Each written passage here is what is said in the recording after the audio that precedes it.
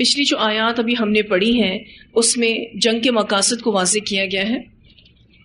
آیت نمبر 74 میں اللہ تعالیٰ فرماتے ہیں فَلْيُقَاتِلْ فِي سَبِيلِ اللَّهِ، پس چاہیے کہ جنگ کریں اللہ کے راستے میں.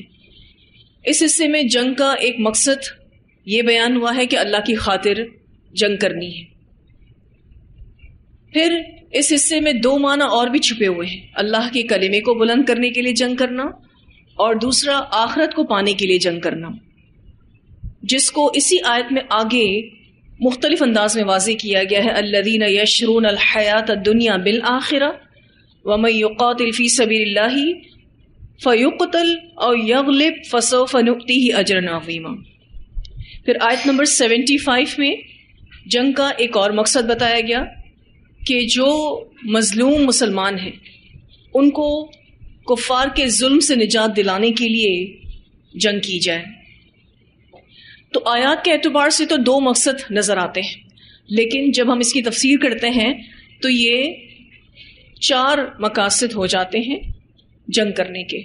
پہلا مقصد اللہ کے لیے ہو، دوسرا مقصد اللہ کے کلمے کو بلند کرنے کے لیے ہو، تیسرا مقصد آخرت پانے کے لیے ہو، اور چوتھا مقصد لوگوں کو ظلم و ستم سے نجات دلانے کے لیے ہو. آیت نمبر 71 میں ہم نے ایک لفظ پڑھا تھا حذرکم یا ایھا الذین آمنوا خذوا حذرکم. حذرکم کا جو لفظ ہے وہ حا ذال را سے ہے. اس کا معنی ہوتا ہے کسی خوفناک چیز سے محتاط ہونا. ٹھیک ہے جی، اب آگے سے پڑھیں گے انشاءاللہ.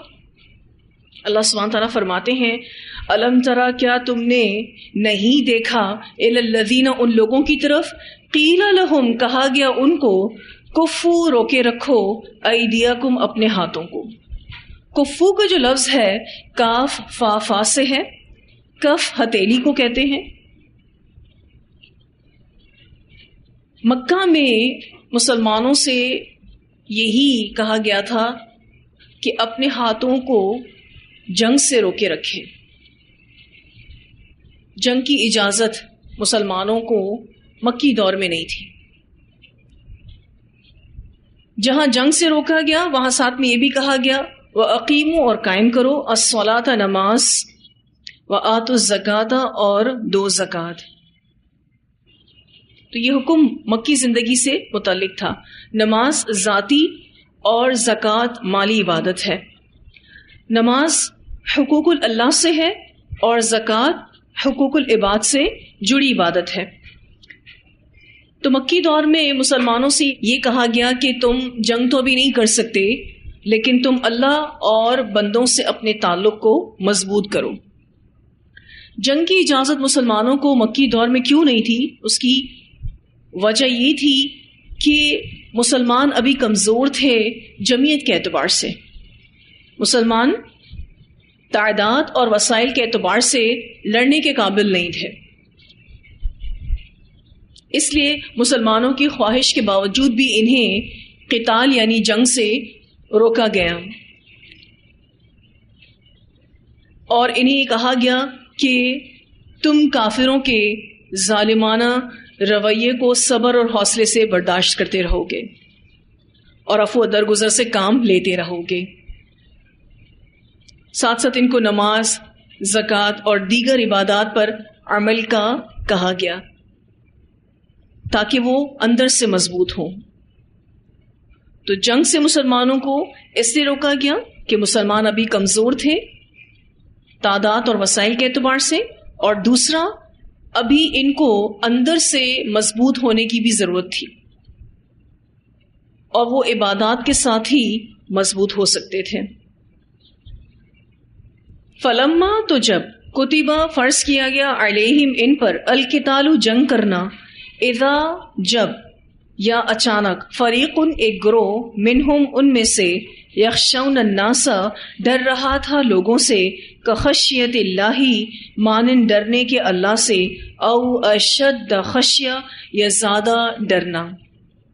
جب ان پر جہاد کا حکم نازل ہوا یا آپ کہہ لیں کہ فرض ہوا، تو ایک گروہ مسلمانوں کا لوگوں سے ڈر رہا تھا جیسا ان کو اللہ سے ڈرنا چاہیے، یا پھر ان کے دل میں اس سے بھی زیادہ ڈر تھا؟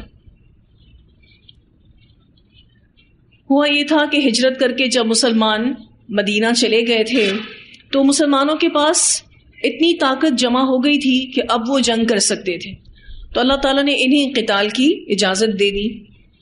جب اجازت دی گئی تو بعض لوگوں نے کمزوری اور کم ہمتی کا مظاہرہ کیا، تو اللہ تعالیٰ اس آیت میں انہیں اس مکی دور کی ان کی آرزو کو یاد دلا رہے ہیں کہ تم وہی ہو جو جنگ کرنا چاہتے تھے جب مکہ میں تم پر ظلم ہو رہا تھا۔ اللہ تعالیٰ نے تمہیں اس وقت روک دیا تھا، کہا تھا ابھی تم جنگ مت کرو کیونکہ تم ابھی کمزور ہو، اپنے آپ کو عبادات کے ساتھ اندر سے بھی مضبوط کرو اور اپنی تعداد میں اور وسائل میں بھی اضافہ کرو۔ لیکن جب تم ہجرت کر کے مدینہ آ گئے، تمہارے پاس طاقت جمع ہو گئی، اللہ تعالیٰ نے تمہیں جہاد کا کہا، تو اب تم لوگوں سے ڈر رہے ہو۔ جہاد کا حکم جو نازل ہوا تھا وہ سورۃ الحج میں آتا ہے، آیت نمبر 39، اذن للذین یقاتلون بانہم ظلموا وان اللہ علی نصرہم لقدیر۔ ان لوگوں کو جن سے لڑائی کی جاتی ہے اجازت دے دی گئی ہے، اس لیے کہ یقیناً ان پر ظلم کیا گیا اور بے شک اللہ تعالیٰ ان کی مدد کرنے پر پوری طرح سے قادر ہے۔ اس کے علاوہ سورۃ البقرہ میں بھی اللہ سبحانہ تعالیٰ نے ان کو جنگ کی اجازت دی تھی، کتب علیکم القتال وہو کرہ لکم وعسى ان تکرہوا شیئا وہو خیر لکم وعسى ان تحبوا شیئا وہو شر لکم واللہ یعلم وانتم لا تعلمون۔ یہ سورۃ البقرہ کی آیت نمبر 216 ہے، 216، کہ تم پر لڑنا یعنی جنگ کرنا لکھ دیا گیا، فرض کر دیا گیا، حالانکہ وہ تمہیں ناپسند ہے، اور ہو سکتا ہے کہ تم ایک چیز ناپسند کرو اور وہی تمہارے لیے بہتر ہو، اور ہو سکتا ہے تم ایک چیز پسند کرو اور وہی تمہارے لیے بری ہو۔ کیوں؟ کیونکہ اللہ جانتا ہے، تم نہیں جانتے۔ تو اللہ سبحانہ تعالیٰ نے ان کو اجازت دے دی، لیکن جیسے ان کو اجازت مل گئی تو یہ لوگوں سے ڈر کر جہاد سے پیچھے ہٹ رہے تھے۔ ایک روایت میں آتا ہے کہ عبد الرحمن بن عوف اور ان کے ساتھی مکہ میں آپ صلی اللہ علیہ وسلم کے پاس آئے اور کہا کہ اے اللہ کے رسول صلی اللہ علیہ وسلم، جب ہم مشرک تھے تو عزت والے تھے، جب ایمان لائے تو ذلیل ہو گئے۔ مراد یہ کہ ہم اپنا دفاع کر سکتے تھے لیکن ہم جنگ نہیں کر رہے تھے، تو جب ہم مشرک تھے تو زیادہ اسٹرانگ تھے، جب ایمان والے ہو گئے تو ذلیل ہو گئے، یعنی ہمیں تو ان کے ظلم و ستم برداشت کرنے کا کہا جا رہا ہے۔ آپ صلی اللہ علیہ وسلم نے فرمایا اللہ نے مجھے درگزر کرنے کا حکم دیا ہے، یعنی ابھی فی الوقت ہمارے پاس جنگ کرنے کی پرمیشن نہیں ہے، لہٰذا جنگ نہ کرو۔ پھر جب اللہ نے ہمیں مدینہ منتقل کر دیا تو ہمیں جنگ کا حکم دیا گیا اور بعض لوگ جنگ کرنے سے رک گئے، تو اللہ تعالیٰ نے یہ آیت نازل فرمائی۔ یہ روایت سنن نسائی میں آتی ہے۔ تو مدینہ جا کر جنگ کی اجازت ملی تو ایک گروہ لوگوں سے ڈرنے لگا، اور ڈرنا بھی ایسا جیسا اللہ سے ڈرنا ہوتا ہے، اور او اشد خشیہ کہہ کر اللہ تعالیٰ نے کہا کہ اللہ سے جتنا ڈرنا چاہیے اس سے بھی زیادہ یہ لوگوں سے ڈر رہے تھے۔ وقالوا، اور انہوں نے کہا ربنا، اے ہمارے رب، لما کتبت، کیوں تو نے فرض کیا علینا القتال، ہم پر جنگ کرنا۔ اللہ تعالیٰ آپ نے ہم پر جنگ کرنا کیوں فرض کر دیا؟ لولا اخرتنا الی اجل قریب، کیوں نہ تو نے مہلت دی ہم کو قریب کے وقت تک، یعنی آپ ابھی جنگ کی پرمیشن ہمیں نہ دیتے، ابھی بھی تھوڑا سا ڈیلے کر دیتے، تیاری کے لیے تھوڑا اور وقت ہمیں مل جاتا۔ اب آپ دیکھیں کہ یہ لوگوں سے ڈر رہے تھے اور اللہ کے حکم سے پیچھے ہٹ رہے تھے۔ تو یہاں سے ہی پتہ چلتا ہے کہ ڈر کون کون سے ہوتے ہیں۔ ایک، لوگوں کے ڈر سے اللہ کی اطاعت کو چھوڑ دینا، اس سے منہ موڑ لینا، یہ عام نفسیات ہے لوگوں کی، کہ لوگ لوگوں سے ڈرتے ہیں، اللہ سے نہیں ڈرتے۔ اور خوف کی وجہ لا علمی ہے، یعنی وہ معرفت الہی نہیں رکھتے۔ اگر معرفت الہی ہو، یعنی اللہ کو ہم پہچانتے ہوں، اللہ کو ہم جانتے ہوں، تو لوگوں کا ڈر دل سے نکل جاتا ہے۔ ایک دوسرا ڈر بھی ہوتا ہے اللہ کی اطاعت چھوڑنے کا، دنیا کے ہاتھ سے جانے کا ڈر، کہ ہمارے ہاتھ سے دنیا نہ چلی جائے۔ ہم اللہ کی یہ فرما برداری کریں گے تو ہم پھر اس دنیا کو کیسے انجوائے کریں گے، وہ تو پھر ہمارے ہاتھ سے نکل جائے گی۔ اور اس بات کا خوف لوگوں کو اتنا زیادہ ہوتا ہے کہ جی ہمارے رشتے دار چھوٹ جائیں گے، جی پھر ہمیں کوئی اپنے گھر نہیں بلائے گا، پھر ہمارے بچوں سے کوئی رشتہ نہیں کرے گا، بہت سارے خوف لوگوں کے رکھتے ہیں، اور پھر اللہ تعالیٰ کی اطاعت سے منہ موڑ لیتے ہیں۔ اللہ تعالیٰ کہتے ہیں ڈرنا تو اللہ سے چاہیے، یہ اللہ سے جتنا ڈرنا چاہیے اس سے بھی زیادہ لوگوں سے ڈر رہے ہیں، اور کہتے ہیں اللہ تعالیٰ کیوں تو نے ہم پر جہاد فرض کیا، تھوڑا اور ٹائم مل جاتا، تھوڑی تیاری ہم اور کر لیتے۔ قل کہہ دیجئے، اللہ تعالیٰ نبی اکرم صلی اللہ علیہ وسلم سے کہلوا رہے ہیں، آپ ان سے کہہ دیجئے متاع الدنیا قلیل، فائدہ دنیا کا تھوڑا ہے۔ سورۃ الرحمن میں اللہ تعالیٰ فرماتے ہیں کل من علیہا فان، ہر چیز فانی ہے، اور یہاں اللہ تعالیٰ فرماتے ہیں متاع الدنیا قلیل، یہ جو دنیا ہے اس کا ساز و سامان، اس کا فائدہ بہت تھوڑا ہے۔ کیسے یہ دنیا تھوڑا فائدہ ہے؟ دنیا کا ٹائم پیریڈ کم ہے آخرت کے مقابلے میں۔ فائدے کی چیز اور فائدہ اٹھانے والے دنیاوی اعتبار سے دونوں عارضی ہیں۔ مثلا ہم عارضی ہیں، ہم فائدہ اٹھانے والے عارضی ہیں، اور ہمارے پاس جو بھی فائدے موجود ہیں وہ بھی عارضی ہیں۔ تو دنیا کا ٹائم پیریڈ کم ہے آخرت کے مقابلے میں۔ پھر کوالٹی یعنی معیار کے اعتبار سے بھی دنیا کم ہے آخرت کے مقابلے میں۔ وسعت کے اعتبار سے بھی دنیا کم ہے آخرت کے مقابلے میں۔ قدر و قیمت کے اعتبار سے بھی دنیا آخرت کے مقابلے میں حقیر ہے۔ حدیث میں آتا ہے کہ جنت میں ایک کوڑا یعنی ایک ہنٹر رکھنے کی جگہ دنیا و ما فیہا سے بہتر ہے۔ 1 میٹر جتنی جگہ دنیا و ما فیہا سے بہتر ہے جنت کی۔ تو آخرت کتنی قدر و قیمت والی ہے، کتنی امپورٹنٹ ہے۔ اصل میں آخرت سامنے نہیں ہے، اسی لیے دنیا کا نقصان انسانوں کے لیے بہت ویلیوڈ ہوتا ہے، بہت اہمیت رکھتا ہے۔ دنیا میں لوگ چھوٹنے لگتے ہیں، محبتیں جانے لگتی ہیں، تو ہم کہتے ہیں کہ تمہارا بہت بڑا نقصان ہو گیا۔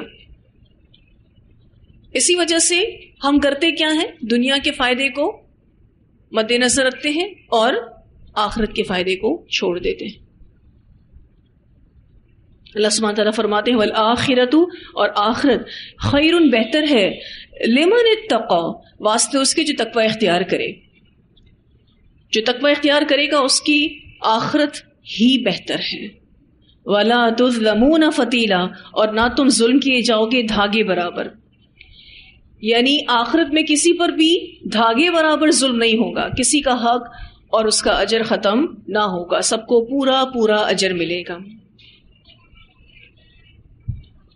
آپ نے اس سے پہلے سورۃ النساء میں نقیرہ کا لفظ پڑھا تھا۔ سورہ النساء آیت 53 میں یہ لفظ آتا ہے نقیرہ، اور یہاں آپ نے فتیلہ پڑھا۔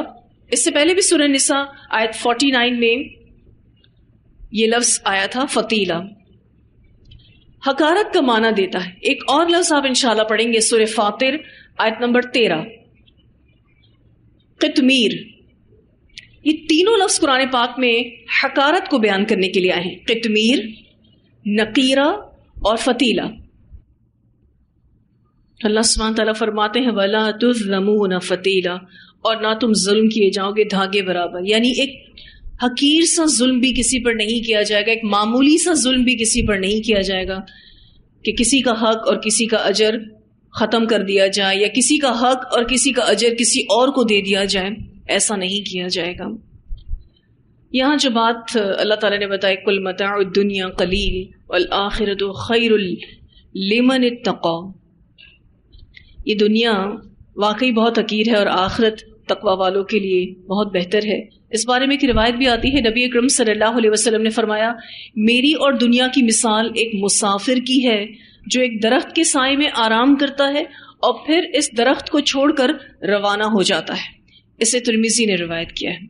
اس حدیث پر اگر تھوڑا سا غور و فکر کریں تو آپ صلی اللہ علیہ وسلم نے اپنی اور دنیا کی مثال اس طرح سے دی کہ جیسے کوئی مسافر ہے، ایک سفر کر رہا ہے اور راستے میں آنے والا ایک درخت جس کے سائے میں تھوڑا سا آرام کیا اور پھر آگے اس کو چھوڑ کر روانہ ہو گیا۔ اس سے آپ کو دنیا کے لیے کتنی ایفرٹس ہونی چاہیے وہ واضح کیا جا رہا ہے۔ آپ جب کسی سفر پہ جاتے ہیں، آپ اپنا سامان باندھتے ہیں تو کیا لے جاتے ہیں؟ پورا گھر اٹھا کے لے جاتے ہیں، جو ضروری سامان ہوتا ہے وہ لے جاتے ہیں، اور آپ کو وہ سفر یہ بتاتا ہے کہ آپ کتنے منیمم وسائل کے ساتھ اپنی زندگی کو گزار سکتے ہیں۔ 4 برتن ہوتے ہیں، آپ کہتے ہیں اچھا ان 4 برتنوں میں بھی زندگی گزر رہی ہے۔ 2 جوڑے ہوتے ہیں، اس میں بھی آپ کہتے ہیں اچھا اس میں بھی زندگی گزر رہی ہے۔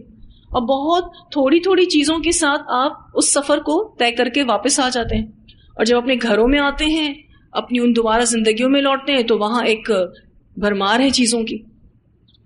پھر مہمانوں کے لیے الگ برتنوں کا سیٹ رکھا ہوا ہے، گھر میں استعمال کا الگ ہے، اور پتہ نہیں کتنی چیزیں ہم اپنے گھروں میں رکھتے ہیں۔ اور جتنی زیادہ چیزیں ہوتی ہیں ہماری دنیاوی زندگی میں، اتنے زیادہ آپ اس کو مینٹین کرنے میں یا ہمارے گھر کے جو کمانے والے ہیں اس کو کمانے میں وقت لگاتے ہیں۔ اتنا ہی وقت زیادہ لگے گا جتنی زیادہ چیزیں ہمارے گھر میں ہوں گی۔ اور نبی اکرم صلی اللہ علیہ وسلم نے اپنی مثال دے کے آپ کو بتا دیا کہ یہ دنیا کی زندگی کتنی سمپل ہونی چاہیے، کتنی زیادہ اس کو ویلیو دینی ہے۔ اب آپ دنیا اور آخرت کے بیچ میں ہیں۔ جب دنیا کو زیادہ ویلیو کریں گے تو کس کا لاس کریں گے؟ آخرت کا۔ آخرت کو ویلیو زیادہ کریں گے تو دنیا کا آپ کچھ نہ کچھ لاس ضرور کریں گے۔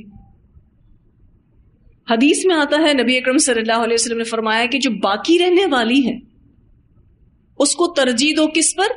فانی ہو جانے والی پر۔ اور جب کسی کو ہم مرتا دیکھتے ہیں، جب اس کو کفن میں لپٹا ہوا دیکھتے ہیں، پھر جب ہم اس کی قبر کو دیکھتے ہیں تو کیسی ایک حسرت سی محسوس ہوتی ہے۔ آس پاس کتنی چیزیں سب چھوڑ کر چلا گیا، اور لے کر ساتھ کیا گیا؟ ایک ایسا لباس جو سلا ہوا بھی نہیں ہے، کدھر اس کو چھوڑا جا رہا ہے؟